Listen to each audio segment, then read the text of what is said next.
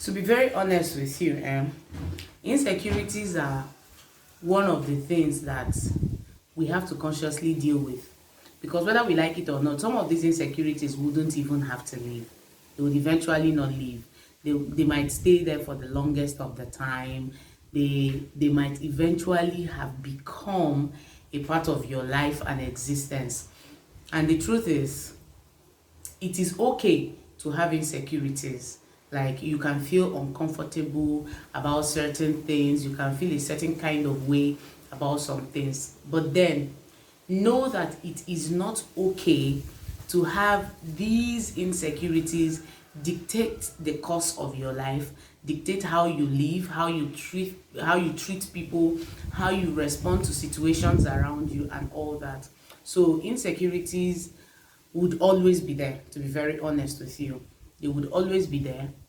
They might eventually not find their way out of your life, but you can do something about how you respond to these insecurities and what you do with them afterwards, so that it doesn't cause ripple effect. When I say ripple effect, I mean consequences that are not the actual cause. You get here? Ripple effect can be anything that just transcends over time. This is not the main thing, but it is an outcome of the main thing. And most times this ripple effect may not even be related to the main thing. So yes, this is me coming up close and personal. No, this is a very serious topic, so I don't intend to be laughing about it. So this is me coming up close and personal to share with you some of the insecurities I have honestly battled with for all my life, or practically almost all my life, or a huge part of my life. They are not so much, but these ones are like the cocoa of the whole thing. So the number one insecurity I've battled with is my skin. So I will try to insert a clip of my skin, what I'm talking about. I will try, if I remember, to just get clips of it and insert as I talk on this video while we go ahead. So many years back, when I was in primary 3, yes, I think I was in primary 3. I would be in primary 3 in, I don't know, that would be maybe 2002 or 2001, thereabout, either 21 or 22, or maybe 2000. No, it won't be 2000, it would be 2002. Yes, that would be 2002. So I woke up this Saturday morning with bumps all over my skin, my face, my hands, my tummy, my back, my legs. I had these big bumps. They weren't chicken pox, but they were big. They were really, really big. So prior to this time, I was sick here. So I had malaria, most likely. So I was sick, and then I treated malaria, and then a couple of days later, I think I was fully recovered at this time. So a couple of days later, I woke up this Saturday morning to see these big bumps everywhere. My face was swollen like someone that had been stung by a bee or something. So it happened all over my body. So I woke up and I went straight to my dad. I remember that morning I told him that I didn't understand what was going on my body. So he looked at me and he said to my mom that she should get me ready, that we were going to a pharmacy, Daisy Pharmacy. That pharmacy is still in existence, actually. So we went to Daisy Pharmacy, and the doctor, the female doctor that owned Daisy Pharmacy, I would want to believe she was the owner of Daisy Pharmacy. So the woman looked at me and said I needed to see a dermatologist and all that. So she referred us to one. We met this dermatologist that day, and then the man prescribed some drugs and said that I had just reacted. So no, he asked me to run certain tests, which I did, and then from the test it was confirmed that I was reacting to sulfur, to a drug, part of the components of the drug I had taken when I was sick. So I saw that I was reacting to sulfur, and that was the beginning of a nightmare. So I took those drugs. It calmed down the bumps I had on my skin after a couple of days. But then what now happened was these bumps reduced and became black on my skin, and they became very itchy. When I speak of becoming very itchy, I mean it in every sense of the word itchy. The only thing that could calm it down was taking my bath or pouring water on my body. So it was a big fix for me. I was a small girl. I was less than 12. What am I saying, less than 12? I was less than 10 because I was in boarding school at 10 plus. So I was less than 10. I I had to manage this thing. So my school was in the same compound where we lived. So we I would go to school in the morning, and for every 20 minutes I was running back home to pour water on my body. If not, I would go practically crazy. I would run out of my mind. So the itchiness was that bad. So it would itch me. I would be scratching my skin. I would be scratching everywhere. I just wanted to feel okay. Then I would run to the house, pour water on my body. It wasn't necessarily taking my bath, but I just needed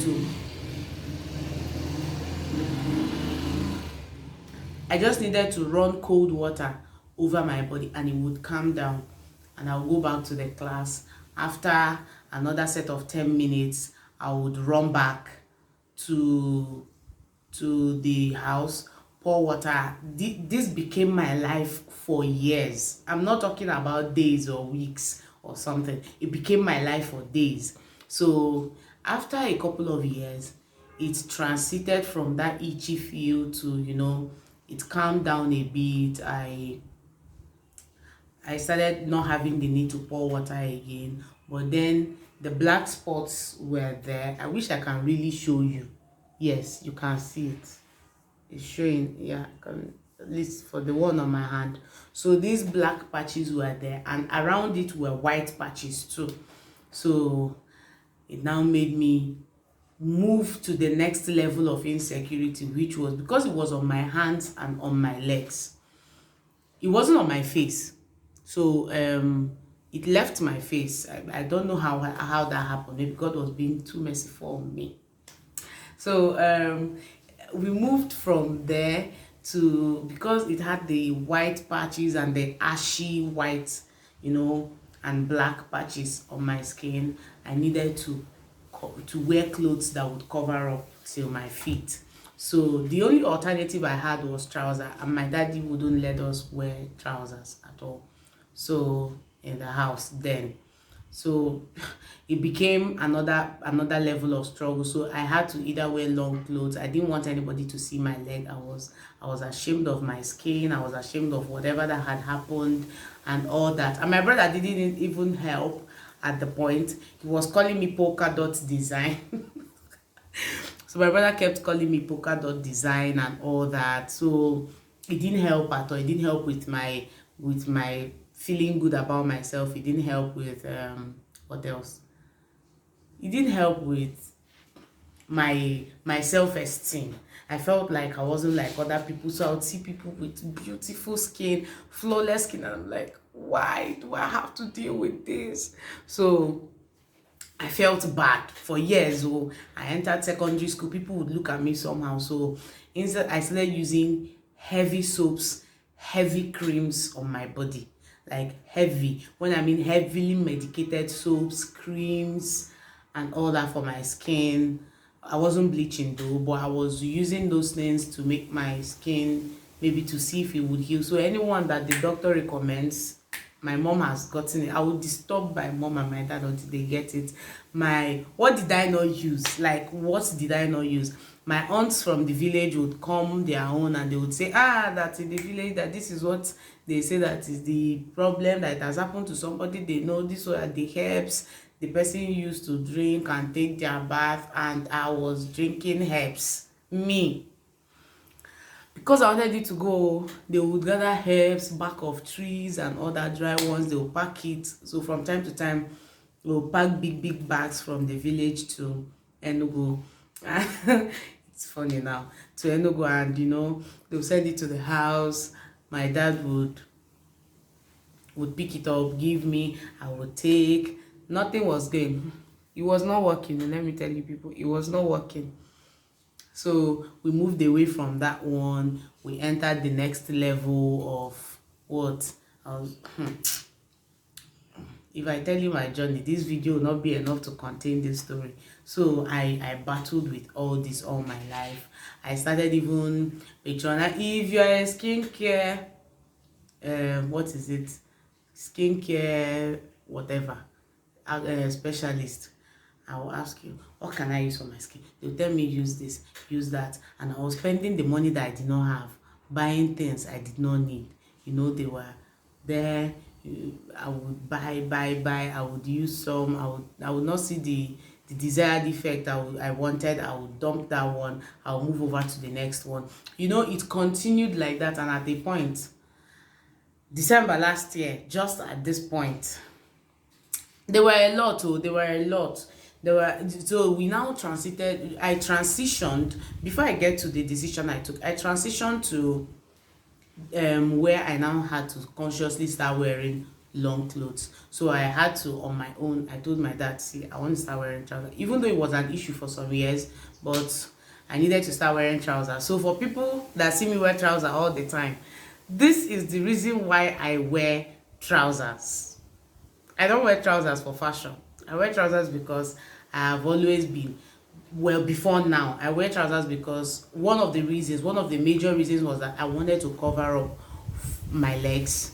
And then I used to wear a lot of long sleeves, so because I wanted to cover up my arm and all that, so that people wouldn't see the reaction. And of course, I don't wear revealing clothes. I never do wear. So that was one of the major reasons why I started wearing trousers, to cover up all this part of my body that revealed the skin problem. So it continued like that until December last year. I told myself that I was not going to apologize or to feel bad or to not wear certain clothes I liked, simply because I feel insecure about my body.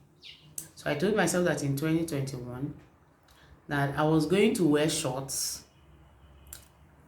like normal shorts that I can wear out. That I'm going to wear shorts. I'm going to not try to put in extra effort. I was just going to do the basics. Like when I mean the basics, I was going to do the minimalist kind of thing. I was going to just use normal soaps normal soaps for me that I used to take my bath, not the heavily medicated ones. I told myself that I wasn't going to use any form of skincare again to remove the black spots. I told myself I wasn't going to take drugs again to try to see to that anything goes out, because I'm not doing it because of myself. I am, at that point I found out I was doing it because I wanted to please people. So I made these decisions, and I told myself that I was going to stop all this, that when I want to do it, when I feel up to it again, I am going to make my research and be sure that what I was doing was the right one, and I am doing it for me.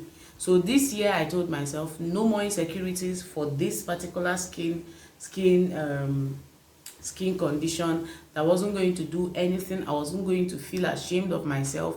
I was going to rock the clothes I wanted to rock and feel good about it, and not have to fight myself trying to feel any kind of way and all that. And I did it, and to be very honest with you, I was amazed at the result. It hasn't gone, no, it has not even reduced. In fact, it doubled this year. It became worse this year. It didn't go, nothing changed. But for myself and for my mental health, I felt really good, to be very honest with you. So that was the first thing I had to deal with. That was the first and the major thing I had to deal with. Second insecurity I dealt with was trying to have people. So I am a pastor's child. You have seen that from a couple of videos before now. And one of the major insecurities we have as pastors' kids is that we tend to live around people. We tend to live with people a lot, and then we tend to be in an environment where there are a lot of persons. Oh, I'm late. Where there are a lot of persons, so it makes us want to. It makes me as a person. Let me not say us. Let me speak for myself. So it makes us want to have people and their loyalty around. So this year I told myself that I was not going to make people want to stay by me. I wasn't going to go extra mile to make people want to stay with me. I wasn't going to go extra mile to magnify my position or my stance in people's life. I was just going to be me, and if you feel I have what you need, you are going to come. And if you feel that you are going to be loyalty to what I said, be loyalty, you're going to be loyal to what I do, and you are loyal to the assignment and the commission that God has given me to do, and you feel you want to work with me, it is entirely your decision to. It is not me going to talk to anybody. And of course, when I took that decision this year, the truth is that I lost people. People left. People left. And the truth is, it is not going to be easy. Watching people that you have invested so much in leave you is one of the most difficult things you can ever have to fight as a human being. So people left and people came, and the assignment is still moving on. So that was one of the major insecurities again that I had. So I think these were the two I dealt with this year. And yes, next year we are going to deal with more. I'm not sure there is any other major insecurity I'm still fighting with at the moment. But yeah, we're going to deal with more.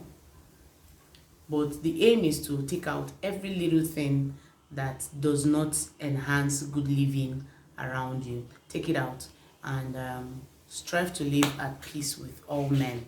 So yes, that is it for this video. So I will see you on this channel next time when I bring you another beautiful content. Until then, keep loving, keep living, keep enjoying. This is Ezinne-Speaks store. I love you all.